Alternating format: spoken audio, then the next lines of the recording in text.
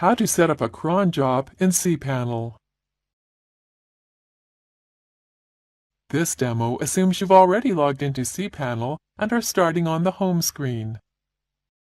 Now let's learn how to set up a cron job. Click the cron jobs icon. Enter the email address where you want the cron job results sent after each time it runs. Now you have to define exactly when and how often you want the cron job to run.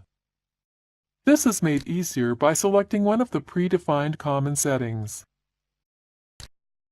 Notice that by choosing a common setting, all fields are filled in automatically. This also helps you understand what each field means. Next, enter the command of the script you want to run, including the path, from root. Then click Add New Cron Job. That's it! The cron job has been set and will be listed at the bottom of the screen. This is the end of the tutorial. You now know how to set up cron jobs in cPanel.